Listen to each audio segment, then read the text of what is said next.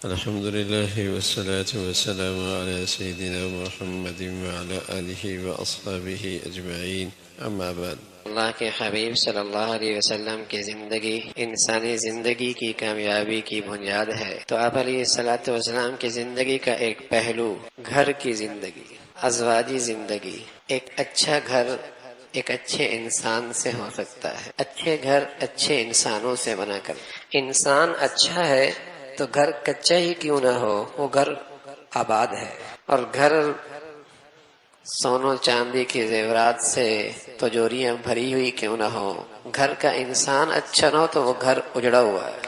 دنیا کو یہ بہت بڑی بھول لگی ہے کہ دنیا نے یہ سمجھ رکھا ہے کہ چیزیں اچھی ہو جائیں، گھر کا ساز و سامان اچھا ہو جائے تو میری بیٹی کا گھر اچھا ہو جائے گا اور انسانی گھریلو زندگیاں شاندار ہو جائیں گی۔ اللہ کے حبیب صلی اللہ علیہ وسلم نے فرمایا، نانا انسان اچھا ہو جائے، چیزیں اچھی ہوں یا نہ ہوں، زندگی اچھی ہو جائے گی۔ اس لیے فرمایا، لوگ اپنی بیٹیوں کو جب بھیجتے ہیں یا اپنے گھر میں جب بہو لے کے آتے ہیں تو کوئی دولت دیکھتا ہے، کوئی حسن دیکھتا ہے، کوئی حسب نسب دیکھتا ہے۔ کردار دیکھو، سیرت دیکھو، زندگی دیکھو وہ کیسی ہے، کامیابی چاہتے ہو تو اچھے انسان سے اچھی زندگی ہے، اور اچھا انسان محمد رسول اللہ کی زندگی اگر اس کے سامنے ہو اور اس کی اتباع کر رہا ہو تو اس سے انسان اچھا بن سکتا ہے۔ اگر کوئی اچھا شوہر بننا چاہے تو رسول اللہ صلی اللہ علیہ وسلم کی یہ زندگی کا پہلو اس کے سامنے ہو کہ آپ ایک اچھے شوہر تھے، آپ ایک اچھے گھر کی زندگی گزارنے والے تھے۔ وَعَاشِرُوهُنَّ بِالْمَعْرُوفِ، قرآن کا یہ حکم ہے، اپنی بیویوں کے ساتھ حسن سلوک سے پیش آؤ، اور رسول اللہ صلی اللہ علیہ وسلم اس کے پورا نمونہ تھے، کیونکہ آپ علیہ الصلوۃ والسلام فرمایا کرتے تھے، خیرکم خیرکم لأہلی، تم میں سب سے بہتر وہ ہے جو اپنے گھر والوں کے لیے اچھا ہو، وانا خیرکم لأہلی، اور میں تم میں سے سب سے زیادہ بہتر ہوں اپنے گھر والوں کے لیے۔ بعض اوقات ایک آدمی صاحب محفل ہوتا ہے، صاحب مجلس ہوتا ہے، خرچ کرنے میں بڑا سخی ہوتا ہے، لیکن گھر کی زندگی میں اتنی ہی مزاج کا سخت ہوتا ہے۔ دوستوں کے لیے خوشحالی اور سخاوت، لیکن گھر کے لیے اس کا مزاج انتہائی کرواہٹ سے بھرا ہوا۔ تو رسول اللہ صلی اللہ علیہ وسلم نے اچھائی کا معیار کیا بتایا کہ تم میں سب سے بہتر وہ ہے جو اپنے گھر والوں کے لیے اچھا ہو۔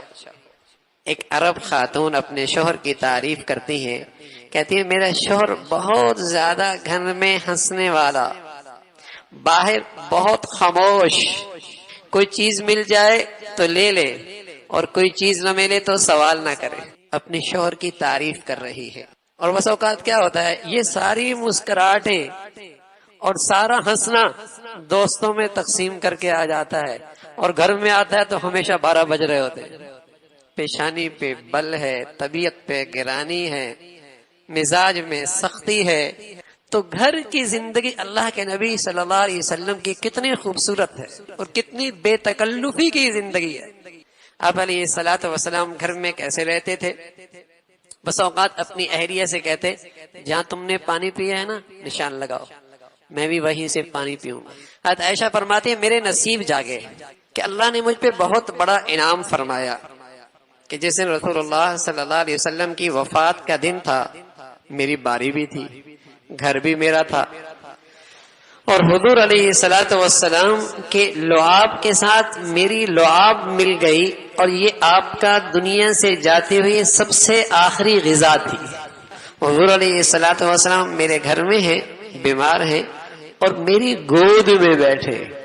عائشہ فرماتی ہیں، کبھی کبھی ایسا ہوتا حضور میری ران پہ سر رکھ کے قرآن کی تلاوت کرتے تھے، کبھی حضور علیہ الصلوۃ والسلام میرے سینے پہ سر رکھ کے قرآن کی تلاوت کر رہے ہوتے تھے۔ فرمایا، یہ میرے نصیب کی بات تھی، دن بھی میرا، گھر بھی میرا، اور حضور علیہ الصلوۃ والسلام بیمار ہیں، میں نے گود میں رکھا ہوا ہے سر۔ اتنے میں میرے بھائی آئے، عبد الرحمن، ان کے ہاتھ میں مسواک تھی۔ حضور علیہ الصلوۃ والسلام اس مسواک کو دیکھنے لگے، فرمانے لگے، میں سمجھ گئی آپ مسواک چاہتے ہیں۔ میں نے کہا یا رسول اللہ مسواک دوں؟